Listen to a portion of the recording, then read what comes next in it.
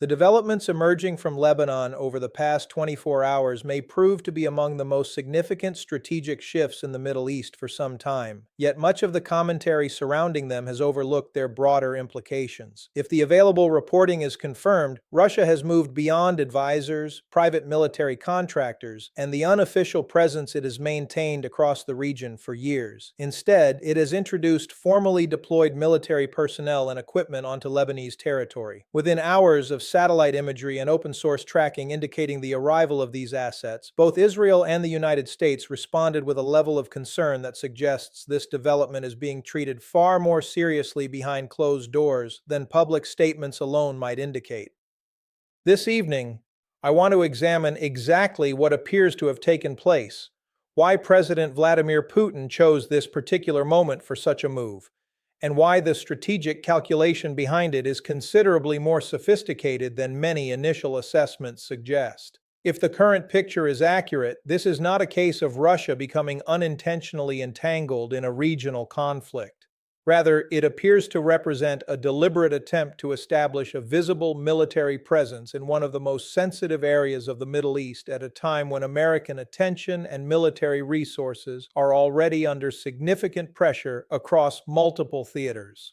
The timing deserves particular attention because it may be the most important aspect of the entire development. This deployment did not occur during a period of regional stability. It reportedly took place while Israeli military infrastructure was already dealing with the consequences of Iranian strikes, while American naval forces were adjusting their posture in response to evolving regional threats, and while the wider security framework that Washington has spent decades building across the Middle East was already showing visible signs of strain. Against that backdrop, Moscow appears to have concluded that the strategic environment presented an opportunity. Lebanon occupies an especially important position. It borders northern Israel, hosts Hezbollah's long-standing presence, and has traditionally been viewed by both Washington and Tel Aviv as an area central to their broader regional security interests. Establishing a formal Russian military presence there would therefore carry significance extending well beyond Lebanon itself. Tonight, I want to explore four key questions that deserve careful examination. First, what exactly has Russia reportedly deployed to Lebanon, and what does the composition of those forces suggest about Moscow's actual objectives? Second, why was this particular moment chosen, and what does that timing reveal about Russia's wider strategic approach? Third, how have Israel and the United States responded behind the scenes, and what might those reactions tell us about the options still available to both governments? Finally, what could the presence of Russian military forces inside Lebanon mean for the future direction of this conflict and for the wider regional security architecture? The answers to those questions have implications far beyond today's headlines. They influence how we understand the evolving balance of power across the Middle East and the strategic calculations now confronting every major actor involved. Let us begin by examining the deployment itself. In military affairs, the capabilities that are introduced into a theater often reveal more about strategic intent than official statements ever will.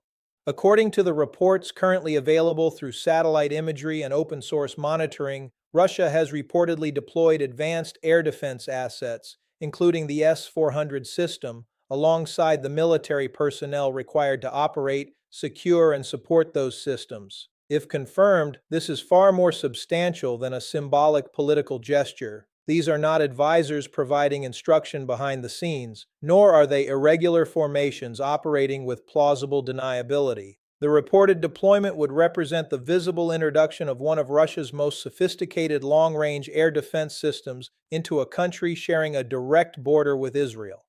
The S-400 is not a system that can simply be transported into a theater without extensive preparation. Its deployment requires significant logistical support, dedicated force protection, specialized operators, and a command and control network capable of integrating the system into Russia's wider regional military posture. Positioned inside Lebanon, such a capability would have the technical capacity to monitor aircraft movements across substantial portions of Israeli airspace, as well as the eastern Mediterranean. For Israeli military planners, that alone would represent a notable change in the operational environment. For many years, Israeli aircraft have conducted reconnaissance missions and, on occasion, strikes against selected targets inside Lebanese territory while operating with comparatively limited interference.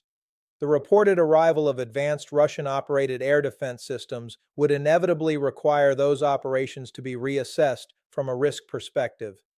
That does not necessarily mean Israeli aircraft could no longer operate. It does, however, introduce a significantly more complex planning environment than previously existed. Reports have also indicated the presence of Russian naval assets operating off the Lebanese coastline. Officially, such deployments may be presented as supporting logistics and force protection. In practical military terms, however, naval assets in this region also provide valuable reconnaissance capabilities, electronic surveillance, and signals intelligence that contribute to Russia's wider understanding of developments across the eastern Mediterranean. It is important to distinguish what this deployment appears to be and what it does not. Based on the information currently available, there is little evidence to suggest Russia is preparing a large-scale combat force intended to conduct offensive operations alongside Hezbollah. The reported troop numbers simply do not support that interpretation. Instead, the deployment appears more consistent with what military strategists often describe as a tripwire posture. Its principal value lies not in launching offensive operations but in altering the calculations of every other military actor operating nearby. This approach has appeared repeatedly throughout modern strategic competition. A relatively modest military presence, equipped with highly capable systems, can fundamentally change an opponent's decision-making without requiring thousands of troops on the ground. Once Russian personnel and advanced military equipment become part of the operational landscape, every potential strike conducted by Israel, or indeed any other actor, must account for the possibility, however remote, of affecting Russian assets or personnel. Even where that risk remains low, it changes the political and military calculations surrounding every future operation. That is precisely why relatively limited deployments can generate strategic consequences that far exceed their numerical size. The significance lies less in the number of personnel involved than in the new constraints their presence may impose on every subsequent decision made by military planners across the region. The timing of the deployment reinforces that impression. For many years, Russia maintained relationships with various actors inside Lebanon, including indirect channels linked to Hezbollah, without taking the step of establishing a visible and formal military presence. Choosing to do so now, at a moment when regional tensions are already elevated, appears unlikely to be accidental. Instead, it suggests a carefully considered judgment that the strategic cost of expanding Russia's presence is currently lower than it might have been under more stable circumstances. If that assessment proves correct, it would illustrate an approach that places considerable emphasis on patience, timing, and the ability to exploit moments when competitors are already managing multiple simultaneous challenges. That question of timing deserves closer examination because it may reveal more about Moscow's strategic thinking than the deployment itself. For years, Russia maintained political contacts and indirect relationships with a range of actors inside Lebanon without crossing the threshold into an overt military presence. If the current reporting is accurate, the decision to establish one now appears to reflect a deliberate assessment that both the United States and Israel are operating under exceptional strategic pressure. Israeli military planners are already managing the consequences of recent regional developments, reassessing force posture, intelligence priorities, and deterrence across multiple fronts. At the same time, Washington continues to balance military commitments throughout the Middle East while responding to a series of overlapping security challenges.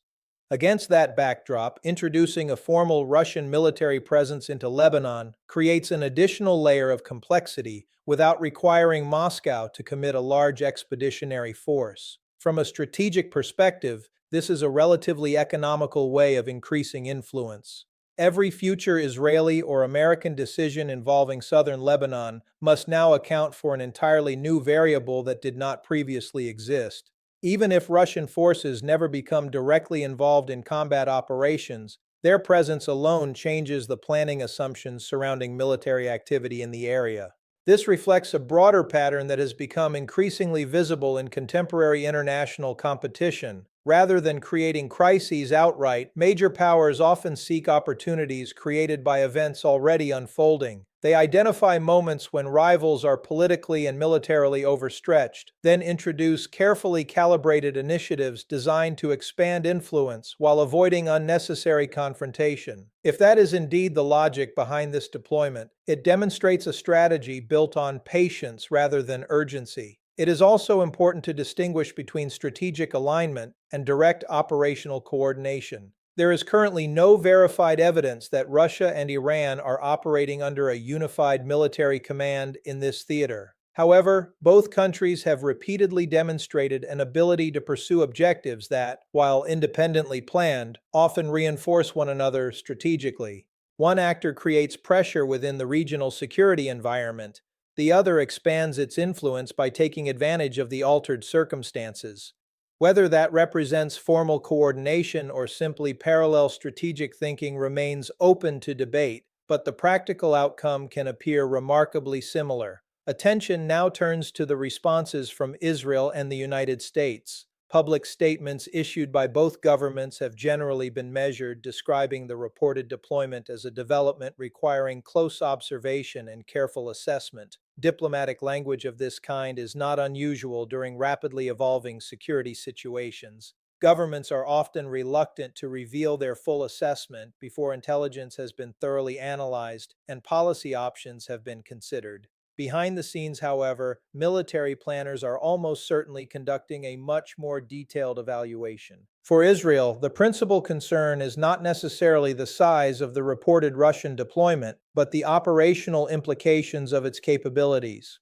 For many years, the Israeli Air Force has maintained considerable freedom of movement over Lebanese airspace, conducting surveillance missions and, when authorized, precision strikes against selected targets. That freedom has formed a central element of Israel's broader deterrence strategy.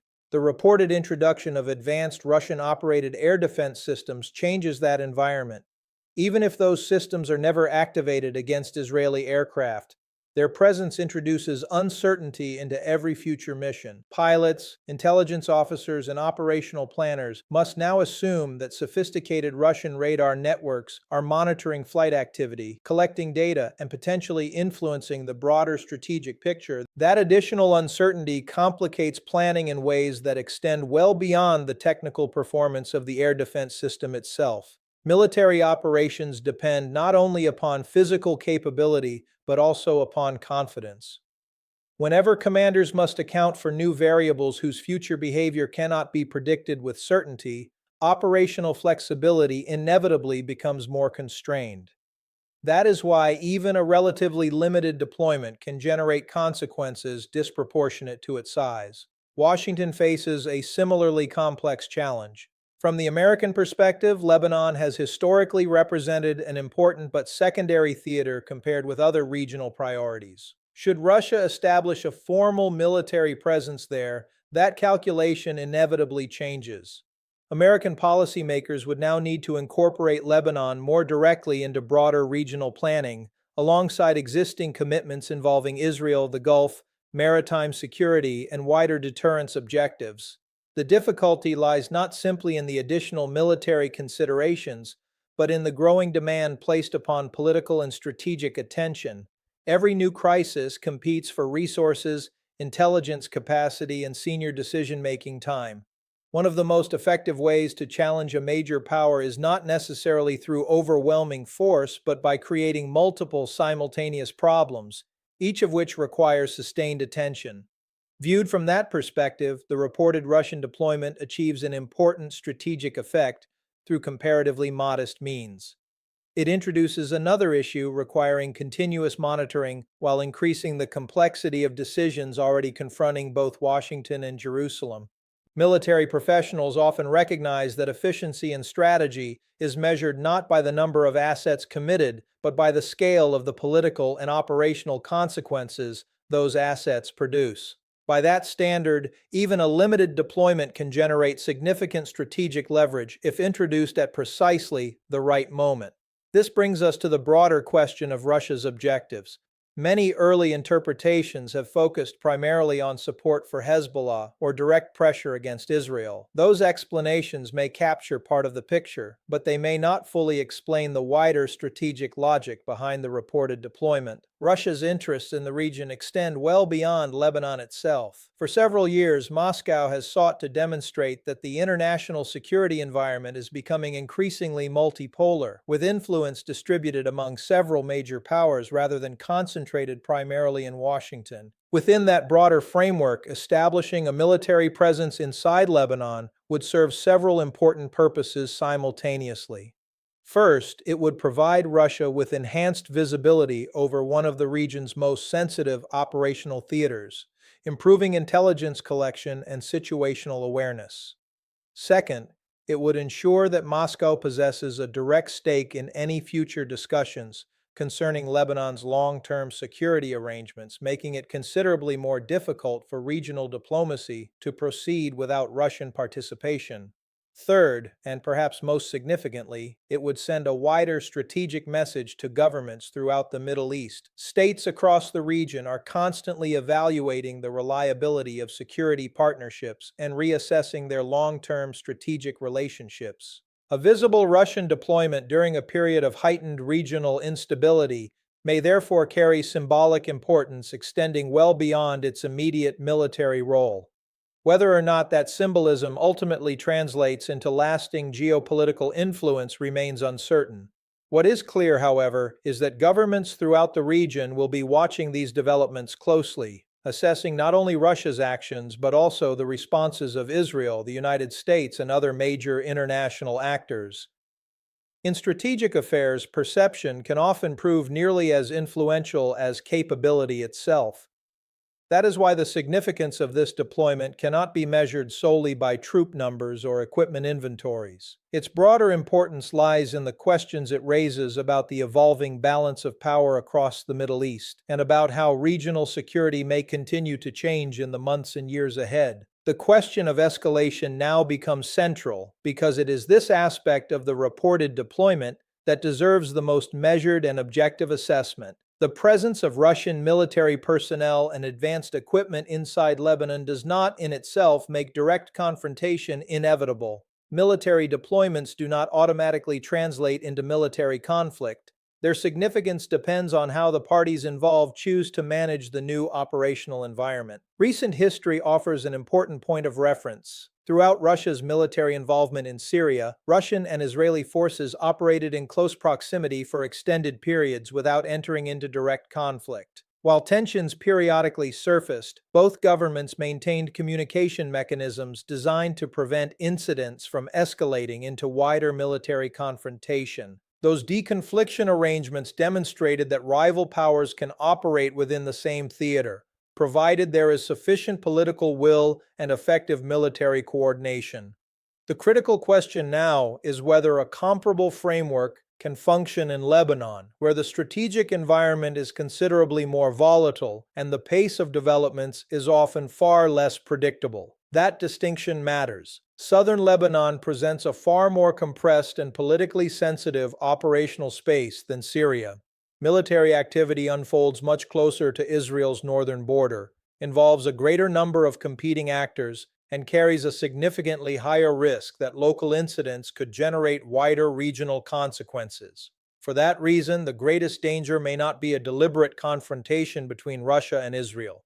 Both governments have strong incentives to avoid such an outcome, and both possess experienced military establishments that understand the costs associated with direct conflict between state forces. The more immediate concern lies elsewhere. The reported Russian deployment has the potential to alter Israel's operational freedom inside Lebanese airspace, regardless of whether Russian forces ever engage directly. Military planners must now consider additional political, diplomatic, and operational factors before authorizing actions that, until now, may have involved considerably fewer constraints. Even the possibility that Russian personnel or strategic assets could be affected by future operations introduces a level of caution that did not previously exist. That caution influences planning, it affects intelligence assessments, it shapes rules of engagement, and ultimately it alters the strategic environment in which future decisions are made. Should Israeli commanders conclude that their room for maneuver has narrowed, organizations operating inside southern Lebanon may gain additional time to strengthen defensive positions, reorganize command structures, and continue preparing for future contingencies. Whether that ultimately changes the military balance remains uncertain, but it unquestionably introduces another variable into an already highly complex conflict. Viewed more broadly, this development also fits into a larger strategic pattern that has become increasingly visible throughout the region. Over recent years, several events have challenged assumptions that previously shaped Middle Eastern security policy. Each new crisis has tested existing deterrence arrangements, increased pressure on long-standing alliances, and created opportunities for external powers to expand their influence. Against that backdrop, Russia's reported deployment can be interpreted not as an isolated initiative, but as part of a wider process through which competing powers seek to establish greater strategic presence whenever opportunities emerge. Importantly, this does not necessarily require formal coordination between every actor involved. International politics often evolves through parallel decision-making rather than centrally directed strategy. Different governments may pursue their own interests independently while nevertheless producing outcomes that reinforce one another. One development creates political or military pressure. Another actor identifies the opportunity created by that pressure and adjusts its own position accordingly.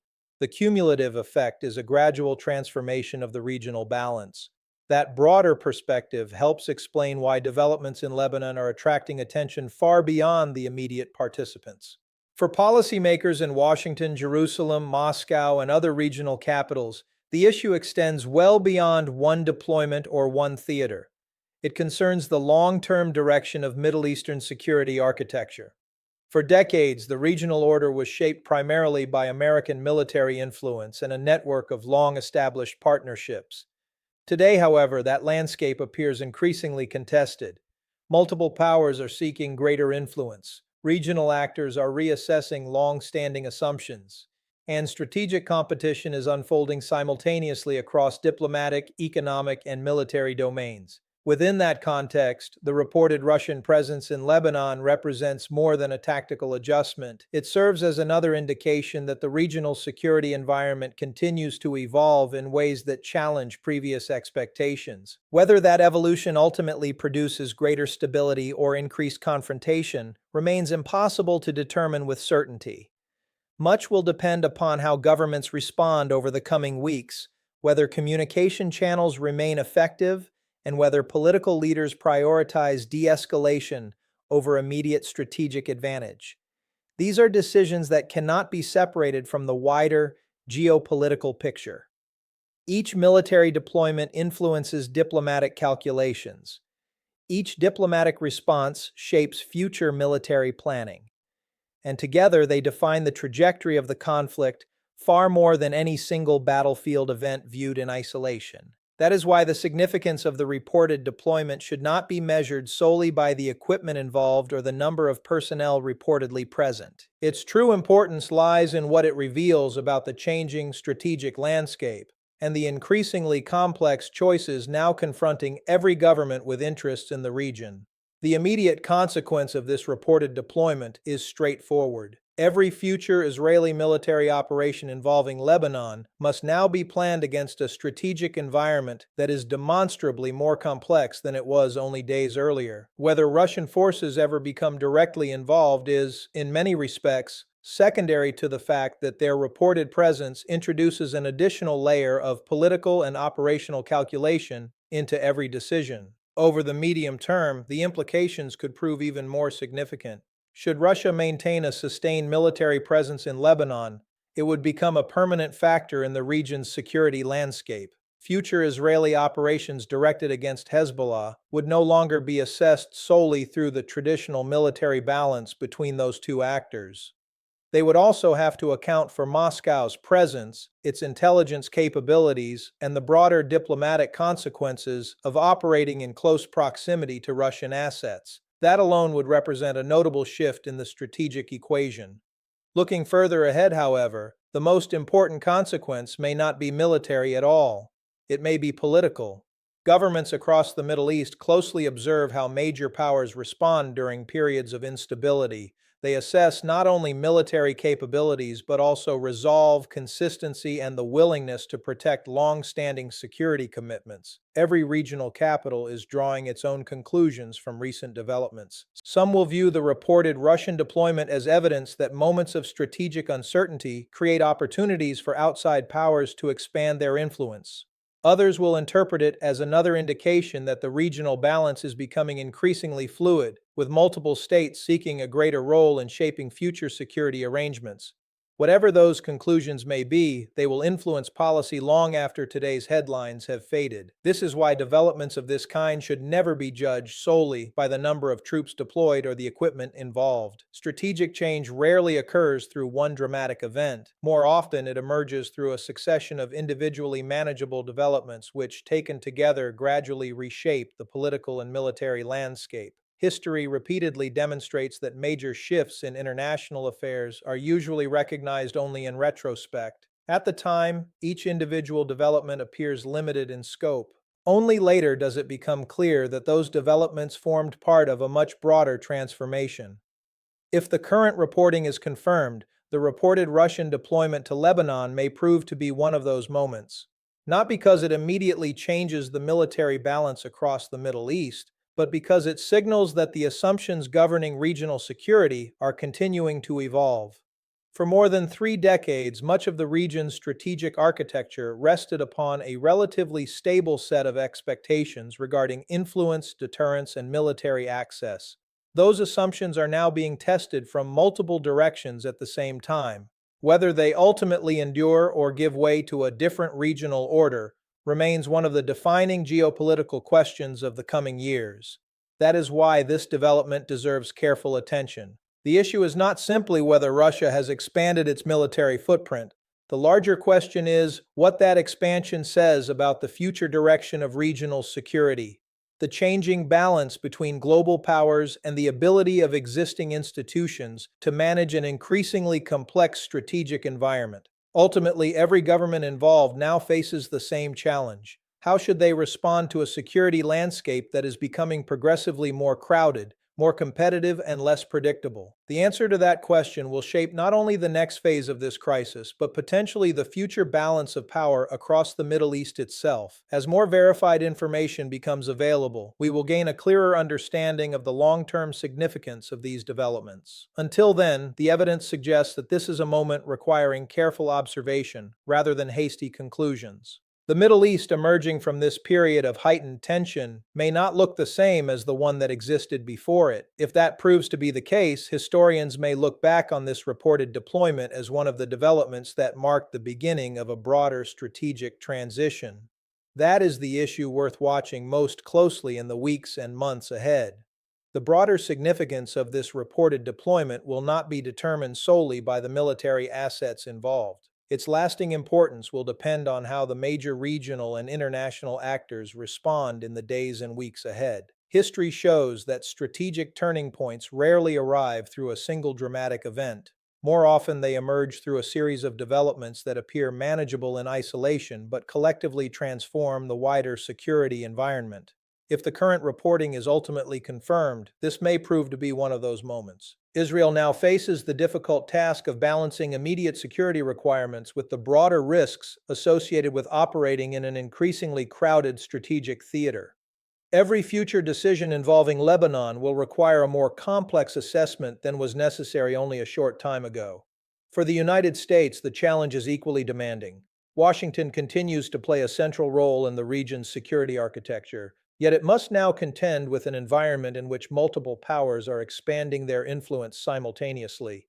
Managing several overlapping crises while maintaining strategic flexibility has become an increasingly difficult exercise. Russia, meanwhile, appears to have positioned itself to play a more visible role in future regional developments. Whether that presence remains limited or expands further will depend on decisions made in Moscow, the responses of neighboring states, and the direction of the wider conflict itself. Perhaps the most important audience, however, extends beyond the countries directly involved. Governments across the Middle East, and indeed well beyond it, are watching closely to see how the balance of influence evolves. They are assessing which partnerships remain reliable, which security guarantees retain credibility, and how the regional order may change if current trends continue. Those observations will inevitably influence future diplomatic relationships, defense cooperation, and strategic planning throughout the region. That is why this development should not be viewed simply as another headline within an already crowded news cycle. It raises broader questions about deterrence, military posture, and the future shape of regional security. It also highlights how rapidly the geopolitical landscape can evolve when several major crises unfold simultaneously. The coming days will therefore be critical. As additional intelligence emerges and official assessments become clearer, governments will begin adjusting their policies accordingly. Military commanders will review operational assumptions, diplomats will seek to prevent further escalation, and political leaders will face increasingly difficult choices about how to protect national interests without widening the conflict. Whether those efforts succeed remains uncertain. What is clear is that the strategic environment has become significantly more complex than it was only a short time ago. Developments that once appeared unlikely are now entering mainstream strategic discussion, and decisions taken over the next several weeks may shape regional security for years to come.